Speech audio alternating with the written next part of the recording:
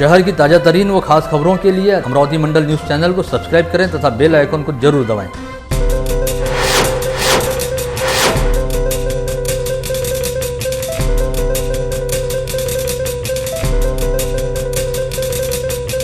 नमस्कार, दैनिक अमरावती मंडल के मंडल news bulletin में आप सभी का स्वागत है।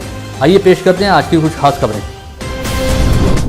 स्थानीय बडनेरा रोड स्थित महेश भवन में जिला प्रशासन के निवेदन और मनपा प्रशासन की अनुमति मिलने के पश्चात विगत 22 अगस्त को 80 बेड का निजी कोविड अस्पताल शुरू किया गया था और प्रारंभिक दौर में यहां पर केवल 24 कोरोना संक्रमित मरीज भर्ती किए गए थे।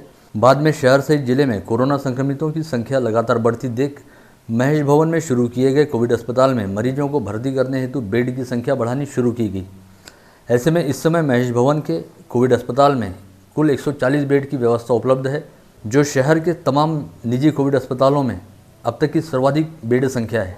इसके साथ ही आगामी 3-4 दिनों में यहां पर 50 बेड उपलब्ध करा दिए जाएंगे और 15 दिनों के भीतर और भी अधिक 50 अतिरिक्त बेड उपलब्ध कराने की तैयारी शुरू कर दी गई है। ऐसे में आगामी 15 दिनों के भीतर महेश भवन के कोविड अस्पताल की कुल क्षमता 240 बेड की हो जाएगी।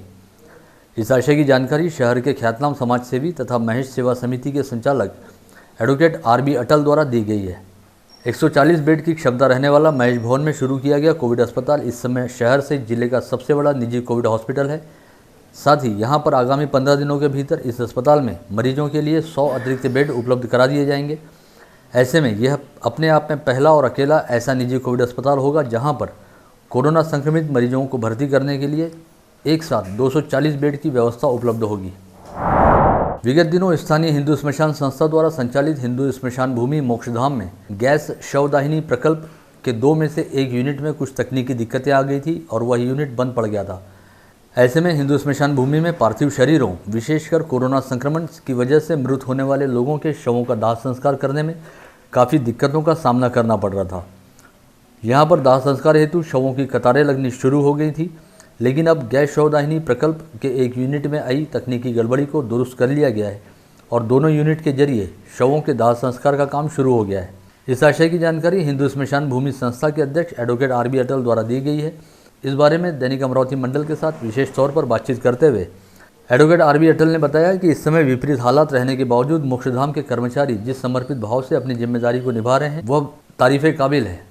हिंदू स्मशान संस्था के सभी कर्मचारी मोक्षधाम में लाए जाने वाले हर एक पार्थिव देह का इस समय भी पहले की तरह पूरे सम्मान के साथ अंतिम संस्कार करवा रहे हैं, जिसे देखकर संस्था प्रमुख होने के नाते उन्हें गर्व की अनुभूति होती है।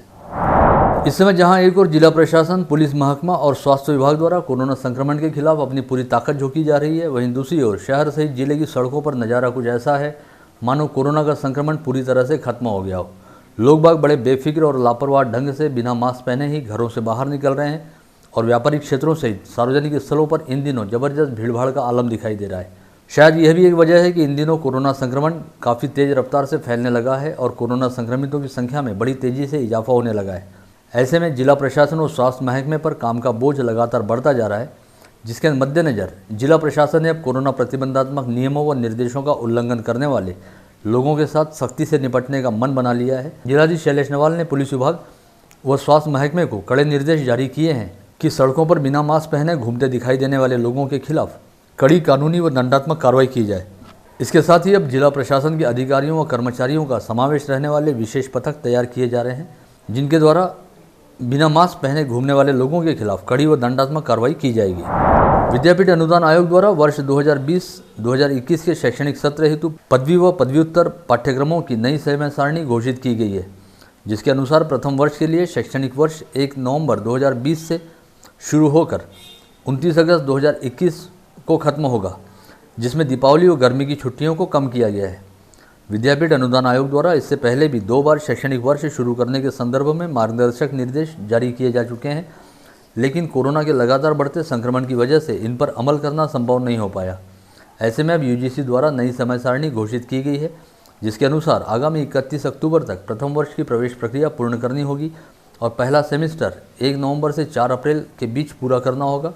वहीं दूसरे सेमेस्टर की अवधि 5 अप्रैल से 29 अगस्त के बीच होगी। विगत लंबे समय से अमरावती महानगर पालिका की 4 विशेष समितियों के सभापति व उपसभापति पद तथा 5 जोन के सभापति पद के चुनाव अटके पड़े थे, जिनकी निर्वाचन प्रक्रिया मंगलवार 22 सितंबर को संभागीय राजस्व अपर आयुक्त मंगेश मोहिते की देखरेख में संपन्न कराई गई। इस हेतु मनपा मुख्यालय के विश्वरत्न डॉक्टर बाबा साहब आम्बेडकर सभागृह में एक विशेष सभा आहूत की गई, जिसमें सभी विषय समितियों के सभापति व उपसभापति तथा मिनी महापौर कहे जाते जोन सभापति पद के चुनाव लिए गए। इसमें से 3 जोन के सभापति पद भाजपा के हिस्से में आए हैं, वहीं कांग्रेस व MIM के हिस्से में एक जोन सभापति पद आया है। इसके अलावा चारों विषय समिति के सभापति व उपसभापति पद पर भाजपा गुट का ही बोलबाला रहा, जिसमें से शिक्षण समिति सभापति पद भाजपा गुट में शामिल युवा स्वाभिमान पार्टी के हिस्से में गया है। जोन क्रमांक 1 के सभापति पद पर भाजपा के संजय वानरे, जोन क्रमांक 2 के सभापति पद पर भाजपा की नूतन भुजाड़े, जोन क्रमांक 4 के सभापति पद पर भाजपा की रेखा भुतड़ा का चयन हुआ। वहीं जोन क्रमांक 3 के सभापति पद पर कांग्रेस की वंदना कंगाले तथा जोन क्रमांक 5 के सभापति पद पर MIM के अब्दुल खलील शेख इब्राहिम निर्वाचित घोषित हुए।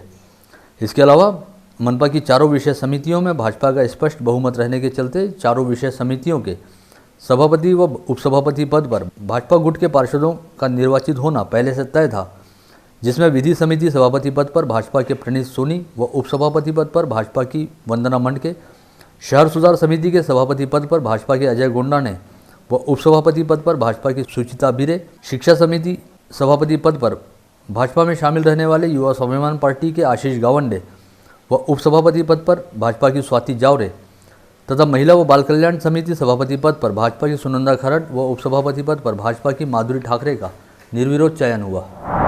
जिले में मंगलवार 22 सितंबर को रैपिड एंटीजन टेस्ट के जरिए 393 लोगों की कोरोना टेस्ट रिपोर्ट पॉजिटिव आई है। इसके साथ ही जिले में अब कुल संक्रमितों की संख्या बढ़कर 11,578 पर जा पहुंची है। इस संदर्भ में जिला सामान्य अस्पताल द्वारा दी गई जानकारी में बताया गया है कि मंगलवार 22 सितंबर को 70 लोगों की corona test report rapid antigen test के जरिए पॉजिटिव आई। वहीं 323 लोग RT-PCR टेस्ट में पॉजिटिव पाए गए। इसके अलावा जिले में मंगलवार को कुल 8 कोरोना संक्रमितों की इलाज के दौरान कोविड अस्पतालों में मौत हो गई। ऐसे में अब कोरोना के चलते मृत होने वाले लोगों की संख्या बढ़कर 247 पर जा पहुंची है। वहीं मंगलवार को कोविड अस्पतालों से 179 लोगों को डिस्चार्ज मिला है। जिले में अब तक कुल 8,689 लोग कोविड मुक्त होकर अपने घर लौट चुके हैं। हालांकि इस समय 1,475 एक्टिव पॉजिटिव मरीज कोविड अस्पतालों में भर्ती हैं और वहीं मनपा क्षेत्र में 431 तथा ग्रामीण क्षेत्रों में 736 लोग होम आइसोलेशन के तहत रखे गए हैं। इन दिनों अमरावती के शहरी क्षेत्र के साथ साथ जिले के ग्रामीण इलाकों में कोरोना का संक्रमण बड़ी तेजी से फैल रहा है और अब तक जिले के तहसील व ग्रामीण इलाकों में कोरोना के 3,343 कोरोना संक्रमित मरीज पाए जा चुके हैं, जिसमें से अब तक 112 संक्रमितों की मौत हो चुकी है। इस समय जिले के ग्रामीण क्षेत्रों से वास्ता रखने वाले 1,455 मरीजों का एक्टिव पॉजिटिव के तौर पर कोविड अस्पतालों में इलाज जारी है। एक्टिव पॉजिटिव मरीजों की यह भारी भरकम संख्या ही ग्रामीण क्षेत्र के लिहाज से काफ़ी चिंताजनक मानी जा रही है। इस समय बंगाल की खाड़ी में कम दबाव वाला क्षेत्र तैयार हो गया है, जिसके परिणाम स्वरूप देश के पश्चिमी तटीय क्षेत्रों में हवाओं का जोर बढ़ गया है। ऐसे में विदर्भ सहित महाराष्ट्र के कई हिस्सों में अगले 2 दिनों के दौरान जबरदस्त मूसलाधार बारिश होने की संभावना व्यक्त की गई है। बीते 24 घंटों के दौरान विदर्भ सहित राज्य के कई हिस्सों में जोरदार व मूसलाधार बारिश हुई है। वहीं यह स्थिति आगामी 2 दिनों तक बरकरार रहने की संभावना मौसम विशेषज्ञों द्वारा जताई गई है। कोरोना काल के दौरान राज्य के सभी महत्वपूर्ण शहरों में आवागमन करने वाली अधिकांश रेलगाड़ियां बंद हैं, लेकिन अब कोरोना प्रतिबंधात्मक नियमों का पालन करते हुए कुछ रेलगाड़ियों को शुरू किया जा रहा है, जिसके तहत गाड़ी संख्या 02810 हावड़ा मुंबई मेल मंगलवार 22 सितंबर से सप्ताह में 3 दिन दौड़ा करेगी। हावड़ा मुंबई मेल के नागपुर व भुसावल डिवीज़न से होकर गुजरने और अमरावती महानगर क्षेत्र में स्थित बडनेरा रेलवे स्टेशन पर स्टॉपेज रहने के चलते इस क्षेत्र के यात्रियों को अब मुंबई जाने के लिए अवसर व साधन उपलब्ध हो जाएगा। इससे पहले यह ट्रेन सप्ताह में केवल 1 दिन चला करती थी, वहीं अब यह ट्रेन मंगलवार, गुरुवार व रविवार सप्ताह में ऐसे 3 दिन चला करेगी। इसके अलावा गाड़ी संख्या 02809 मुंबई हावड़ा मेल 24 सितंबर से गुरुवार, शनिवार व मंगलवार ऐसे सप्ताह में 3 दिन दौड़ा करेगी। यह रेलगाड़ियां सभी रेलवे स्टेशनों पर अपने पुराने टाइम टेबल के हिसाब से ही आना जाना करेंगी। मध्य रेल विभाग द्वारा बताया गया है कि सभी यात्रियों को इस ट्रेन में यात्रा करने हेतु आरक्षित टिकट लेना अनिवार्य रहेगा, क्योंकि इस ट्रेन में जनरल बोगी नहीं जोड़ी जा रही है। साथ ही आरक्षित श्रेणी की बोगियों में भी सभी यात्रियों को फिजिकल डिस्टेंसिंग व मास्क का प्रयोग करना अनिवार्य रहेगा। इस समय जिले के सबसे बड़े बांध अपर वर्धा प्रकल्प में 100% जल संग्रहण हो चुका है और बांध के जलग्रहण क्षेत्र में लगातार हो रही बारिश की वजह से संग्रहण क्षेत्र में पानी की आवक लगातार हो रही है। जिसके मद्देनज़र इस बांध के 7 दरवाजों को 30 सेंटीमीटर तक खोलते हुए यहाँ से प्रति सेकंड 342 घन मीटर जल विसर्ग किया जा रहा है। बता दें कि अगस्त माह के दौरान भी एक ऐसा वक्त आया था जब इस बांध के सभी 13 दरवाजों को 2 मीटर तक खोलने की नौबत आन पड़ी थी। पश्चात हालात नियंत्रित होने के चलते एक एक कर 10 दरवाजे बंद किए गए और केवल 3 दरवाजों को खुला रखते हुए वर्धा नदी के जलपात्र में पानी छोड़ा जा रहा था। वहीं अब बांध के एक बार फिर पूरी तरह से लबालब भर जाने की वजह से कुल 7 दरवाजों को 30 सेंटीमीटर तक खोल दिया गया है और यहाँ से प्रति सेकंड 342 घन मीटर जल विसर्ग किया जा रहा है। इसके साथ ही जिले के मध्यम प्रकल्प शाहनूर बांध में भी जल संग्रहण की स्थिति काफ़ी अधिक बढ़ गई और जल स्तर ऊंचा उठ गया है। ऐसे में शाहनूर बांध के दरवाज़ों को भी खोलकर वहां से जल निकासी शुरू की जा रही है। जिले की मूर्तियापुर तहसील अंतर्गत दुर्गवाड़ा गांव स्थित मुखर्जी महाराज मंदिर में दर्शन हेतु आए एक परिवार की 2 महिलाएं मंदिर के पास से होकर बहने वाली पूर्णा नदी के बाढ़ के पानी में बह गई। ये दोनों महिलाएं रिश्ते में माँ बेटी बताई जाती हैं, जिसमें से माँ का शव यहाँ से कुछ दूरी पर स्थित लाखपुरी गाँव के पास बरामद कर लिया गया, लेकिन बाढ़ के पानी में बही बेटी की तलाश फिलहाल तक जारी है। मृतक महिला की शिनाख्त वलगांव के पास स्थित रेवसा गाँव निवासी 60 वर्षीय विमल मनोहर अंबोरे के रूप में हुई है। वहीं मृतक महिला की बेटी सारिका प्रदीप मोहोड़ की तलाश जारी है। जानकारी के मुताबिक विमल मनोहर अंबोरे अपनी बेटी सारिका एवं दामाद प्रदीप मोहोड़ सहित बेबीताई मोहोड़ के साथ 21 सितंबर को दुर्गवाड़ा स्थित मुखर्जी महाराज मंदिर में दर्शन हेतु आई थी, लेकिन पूरा दिन बारिश जारी रहने के चलते ये सभी लोग यहां से वापस नहीं जा पाए और उन्होंने रात मंदिर में ही रुककर विश्राम किया। पश्चात 22 सितंबर की सुबह 6 बजे विमल अंबोरे अपनी बेटी सारिका मोहोड़ के साथ प्रातः विधि से फारिग होने हेतु नदी किनारे गई और इस समय पूर्णा नदी में अचानक आई बाढ़ में दोनों माँ बेटी बह गई।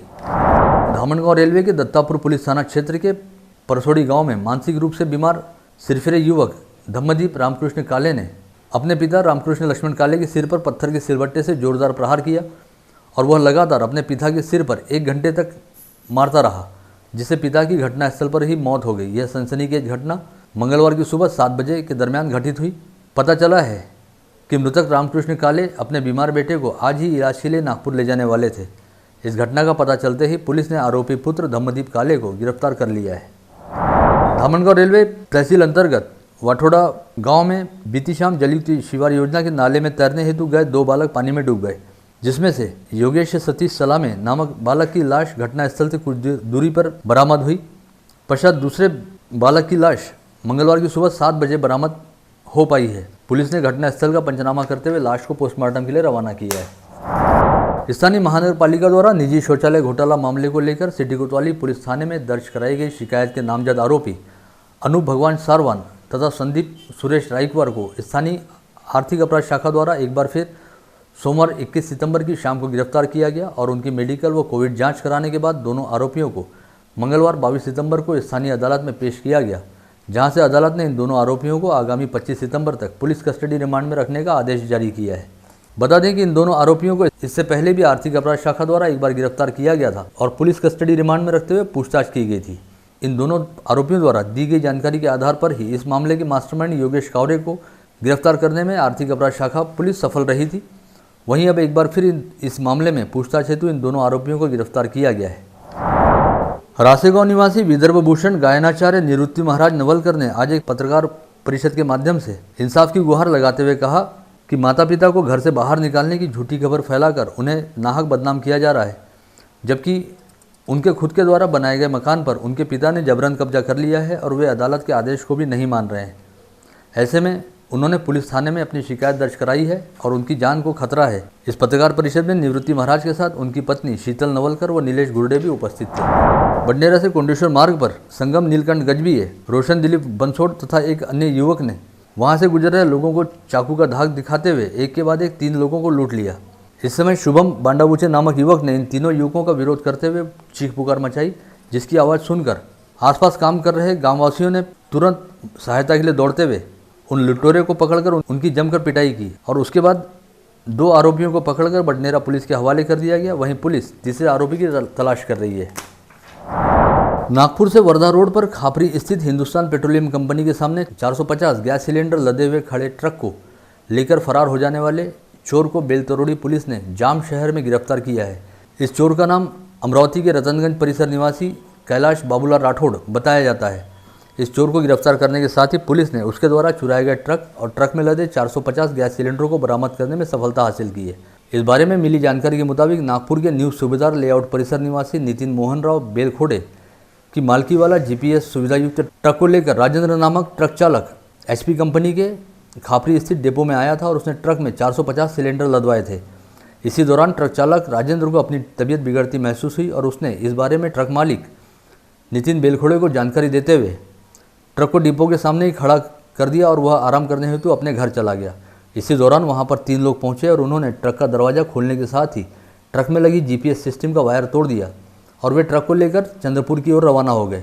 लेकिन चोरों को इस बात का एहसास नहीं था कि वायर तोड़ने के बाद भी GPS सिस्टम अगले 12 घंटे तक काम करती है। ऐसे में ट्रक मालिक नितिन को जैसे ही पता चला कि उनका ट्रक खापरी से चंद्रपुर की ओर जा रहा है, उन्होंने तुरंत ही बेलतरोड़ी पुलिस से संपर्क कर इस मामले की जानकारी दी और बेलतरोड़ी पुलिस ने इस ट्रक का पीछा करना शुरू किया।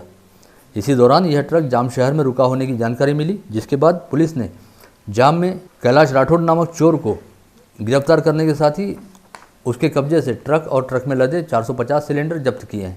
हालांकि इस दौरान कैलाश राठौड़ के 2 साथीदार फरार होने में कामयाब हो गए। Next news. इसी के साथ आज का बुलेटिन यहीं समाप्त होता है।